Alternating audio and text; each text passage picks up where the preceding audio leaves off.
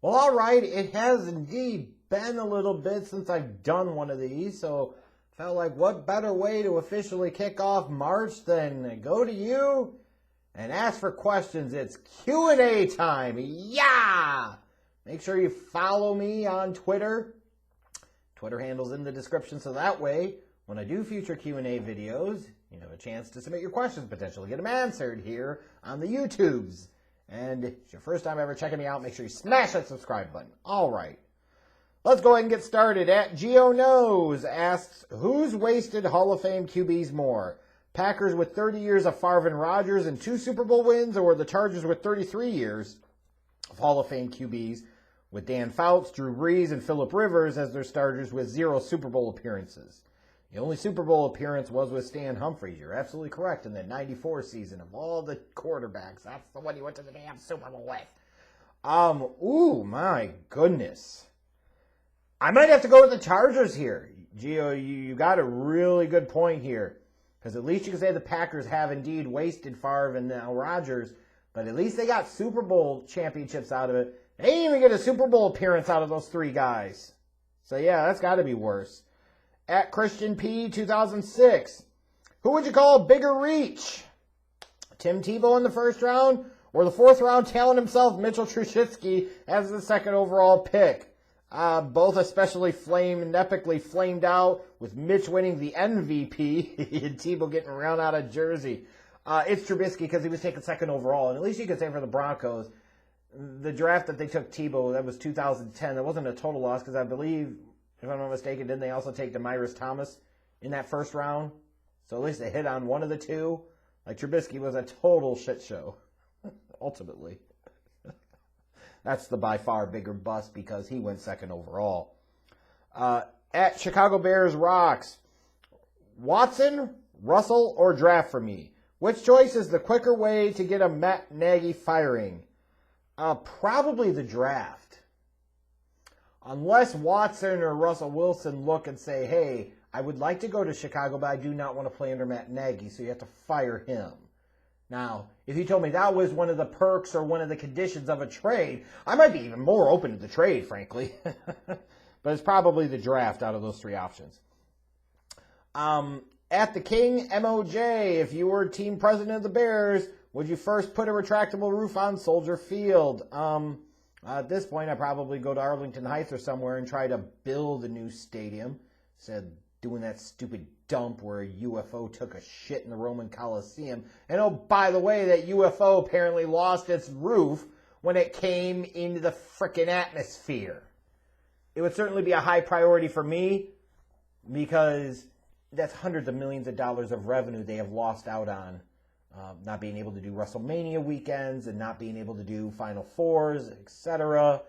Like, that's a lot of lost revenue. Super Bowl has never been in Chicago. Guarantee you would have had 1 or 2 by now if you had Chicago with a retractable roof stadium. Like, that was really negligently stupid and dumb by the McCaskey family, Ted Phillips, the city of Chicago. Just really stupid. But we got to play outside because we got to play Bears football. At Mags, the NFL nerd, what are your thoughts on the Colts trading for Carson Wentz? Could it make or break Chris Ballard's career? I certainly think there's a chance that it could, yes. They seem to be somewhat adverse or allergic to trying to draft a quarterback and develop one.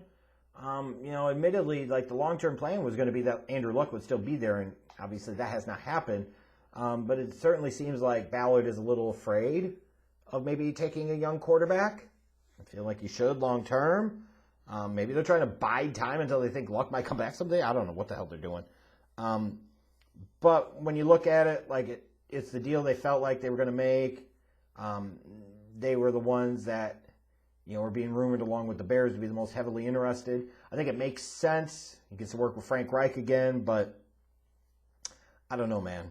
I just would have maybe tried to make a big move up the draft board and get a young quarterback to build around. At DaveG123_456, rank your 5 best options at QB this offseason for the Bears. Number 1 is probably Russell Wilson because I would imagine he would cost less than Deshaun Watson to acquire via trade. Number 2 would be Deshaun Watson.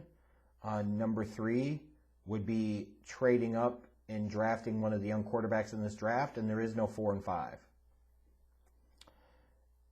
Now, personally, my personal preference would be number 3.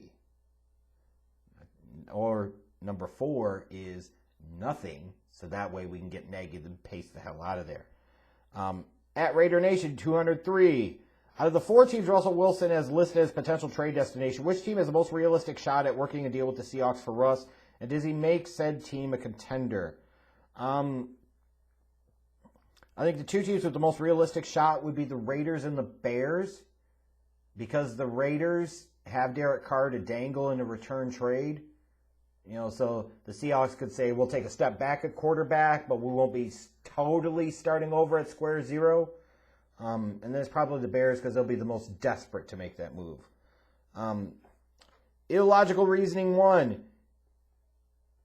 He says, it's really dumb for people to criticize celebs for promoting, supporting causes, regardless of ideology. They turn around and say they're dumb. Is this a case of damned if you do and damned if you don't? Yes, it absolutely fucking is. And that's why you shouldn't necessarily worry too much about what the hell people say about what you think or what you do. Because no matter what, you're damned if you do and you're damned if you don't, and somebody's always going to be unhappy and somebody's always going to be pissy and moany about it. And that's the reality. At Spinner Media YT, I've been a fan of you since 2011, since I was 13. I'm sure you hate hearing that. Fuck you! He's like, now I'm 23 or 22 or whatever the hell, and you're an old geezer. I am, but I still look magnificent and still have about 85 to 90% of my hair. You see this, guys? Yeah, it's receded a little bit over the decade or so since I've been started on YouTube. That is true. But at 39, a lot of you wish at 29 or 25 you had this hairline. Let's be real. It's mostly there. But boy, you can see that son of a bitch is starting to creep in. But hey, in a few weeks when I turn 40 after that, all bets are off. I don't care. I just didn't want to be bald by the time until I was at least 40. Like, there was something really stupid that I had about that. But to your question, I guess you had one. I've been waiting for almost a decade to ask you this. I need the best answer. Why is Peyton Manning Black America's quarterback, and who is White America's quarterback?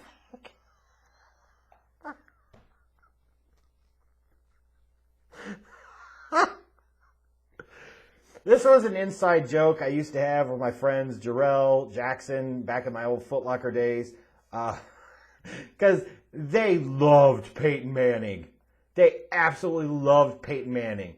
They thought he was the prototype of everything that was a quarterback. 6'5", intellectual, accurate, immobile as shit. They said they don't have time to sit there and watch some guy bouncing around in the pocket. Like, get back there, stand tall, and deliver. Mobility sucks.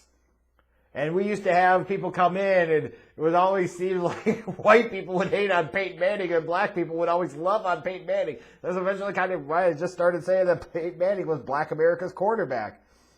Who is White America's quarterback?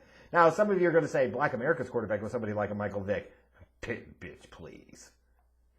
The love and devotion to Peyton Manning was much stronger. White America's quarterback? Now? Russell Wilson. At Shablagooch. Yes, I think it probably is Russell Wilson. Or it's Mahomes. Who is it? Who is White America's quarterback now? Is it Russell Wilson or is it Patrick Mahomes? Serious question. At Shablagooch, if money responsibilities weren't an issue, where would you choose to live and why? If money responsibilities weren't an issue, where would you choose to live and why?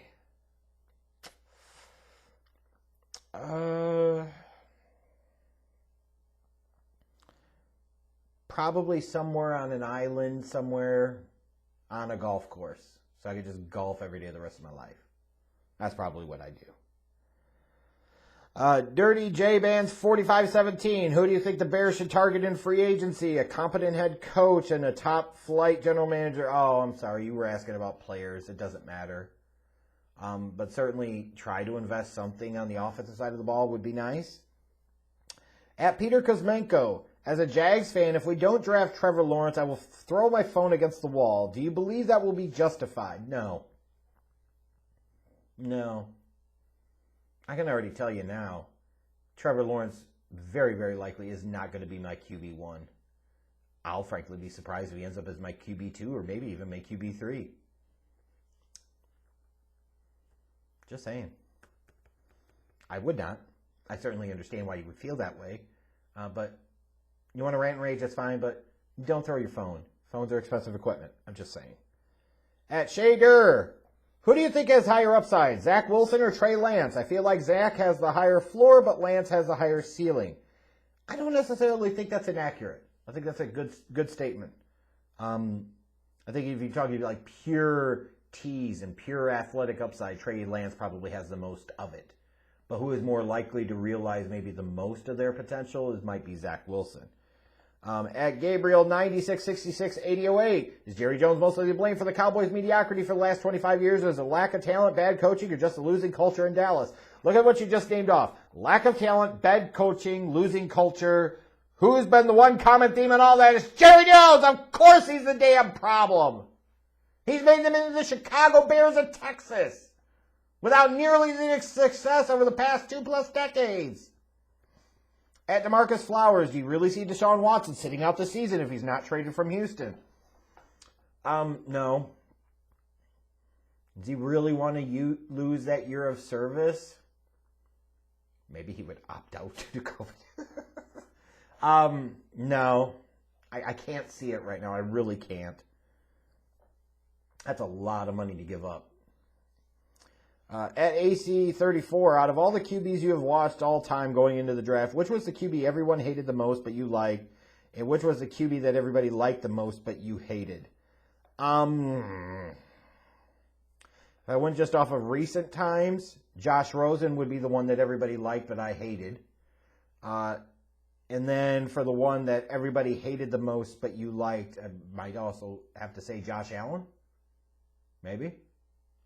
Might have been Carson Wentz. One of those two.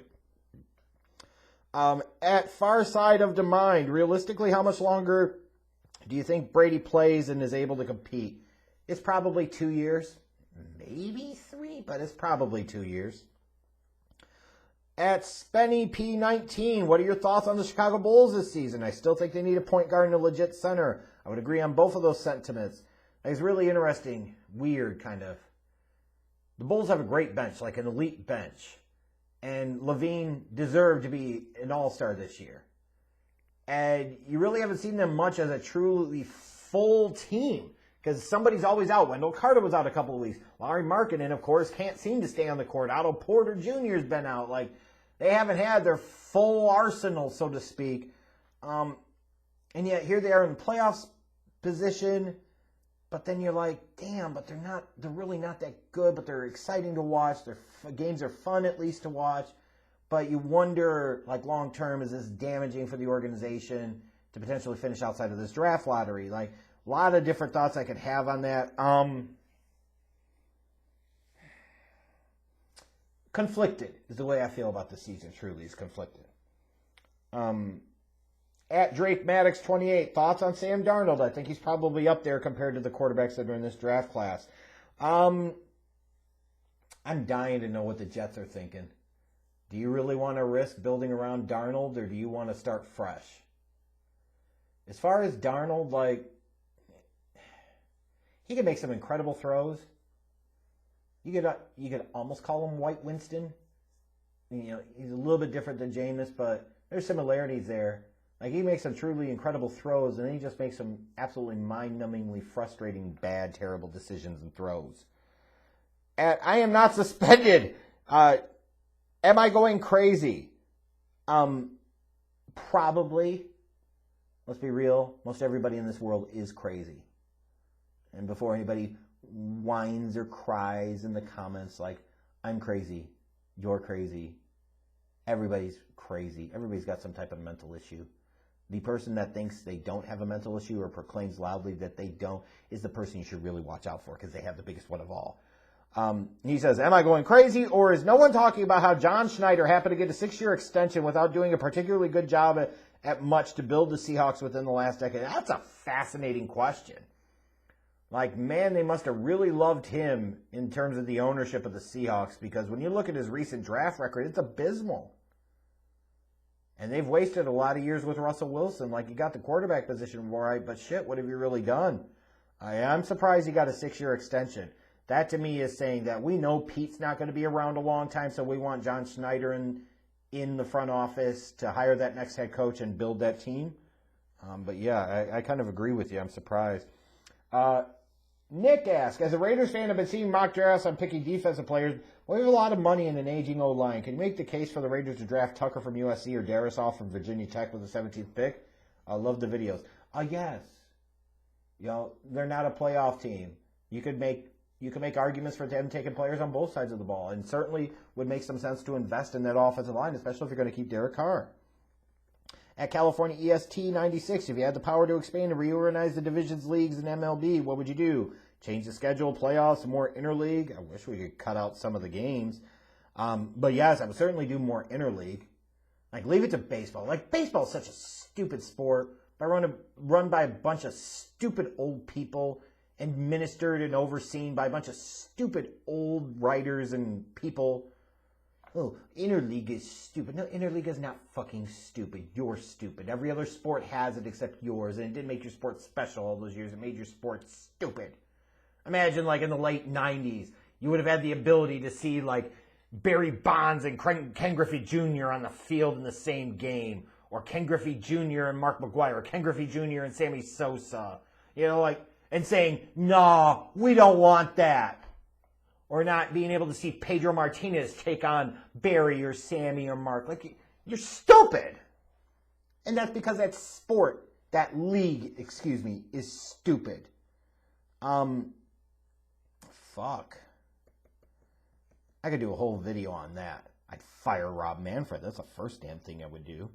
At Sash Daddy, would you agree that a trade up for Zach Wilson in the draft would make sense for the Bears? It depends on where they'd be trying to trade up to. They'd probably have to trade up to 2 or 3 to get that done. And would those teams that are sitting there at 2 and 3 in the Jets and Dolphins respectively be willing to jump that far back in the draft, even if it meant getting a massive haul of picks? A lot of teams get in that spot. They don't want to jump that far back. They don't. I think the Dolphins are playing with house money, since that's originally the Texans' first-round pick that they're playing there at 3.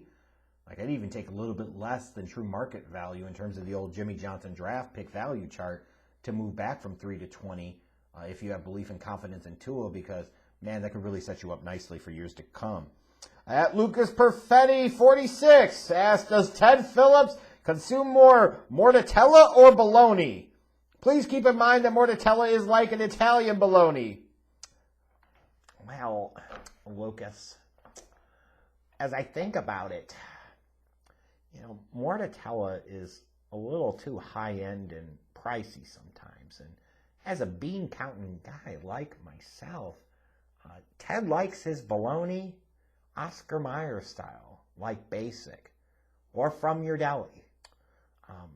Now, mortadella is like when you really have to celebrate something special, like, you know, finishing 8-8 and making the playoffs is meriting some mortadella. But otherwise, it is red, white, and blue American bologna for Ted. At Paulie_Paul412, where does Bob Gibson's 68 season rank among the all-time single-season pitching performances? I think it's towards the top. But personally, I think some of the stuff that Pedro did in kind of his stretch there in Boston was more impressive than anything Gibson did in 68.